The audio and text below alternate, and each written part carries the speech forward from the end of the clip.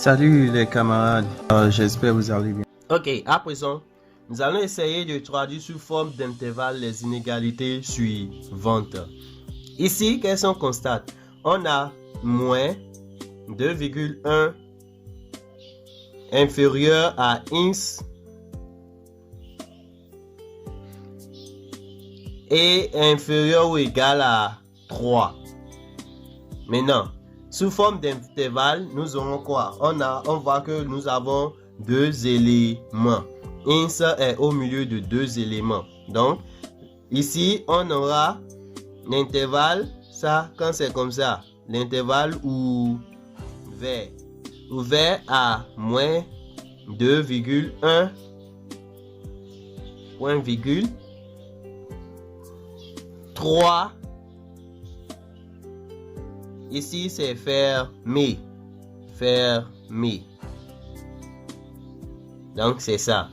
Donc, ici, on a écrit sous forme d'intervalle. Ici, on a x appartient à deux éléments. Donc, d'abord, on a fermé ici. Donc, fermé à A. Fermé à A, point virgule, B, c'est fermé aussi à B. Maintenant, ici, on a une seule inégalité.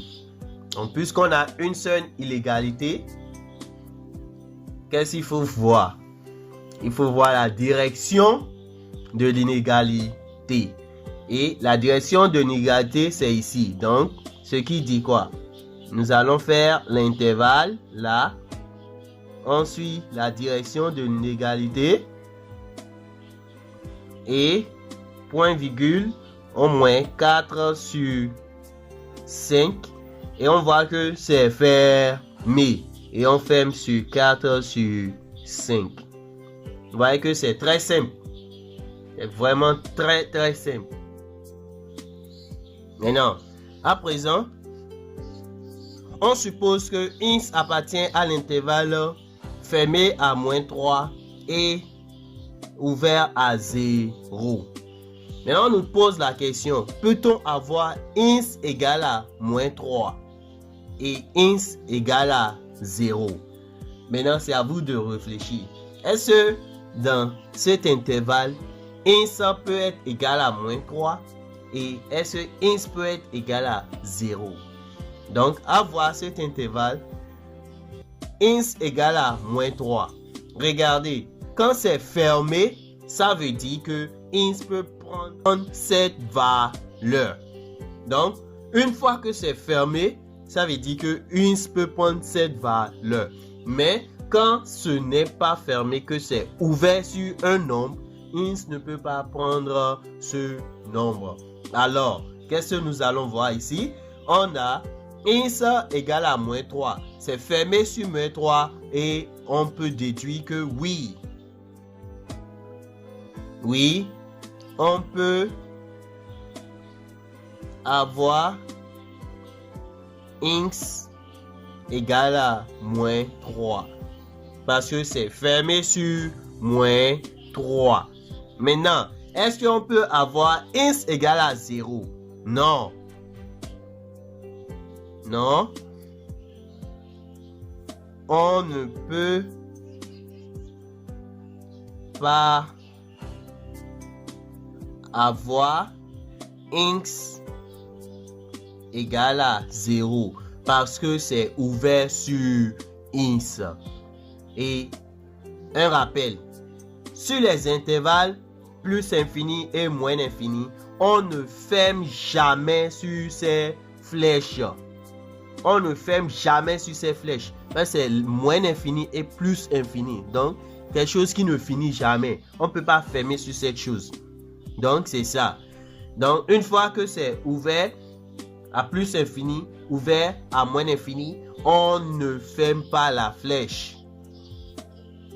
Donc, c'est ça. Donc, merci beaucoup d'avoir suivi. Et pour finir, nous allons donner quelques nombres que ins peut prendre dans cet intervalle. Si ins appartient à l'intervalle moins 3 fermé à 0 ouvert, quels sont les nombres que ins peut prendre? Puisque c'est fermé à moins 3, donc ins peut être égal à moins 3, moins 2, moins 1. Ça veut dire quoi? C'est fermé à moins 3, donc on ne peut pas aller à moins 4. Il faut aller en arrière. Moins 1. Maintenant, une fois qu'on est arrivé sur moins 1, est-ce que ça peut prendre la valeur de 0? Non, jamais, parce que c'est ouvert sur 0. Donc, 0 n'est pas dedans. Donc, les valeurs de ins sont moins 3, moins 2 et moins 1. Donc, merci beaucoup si vous m'avez très bien compris. Si vous êtes nouveau, cliquez sur subscribe et appuyez sur la cloche de notification. Cela vous permet d'être informé quand une nouvelle vidéo est postée sur la chaîne. Bientôt.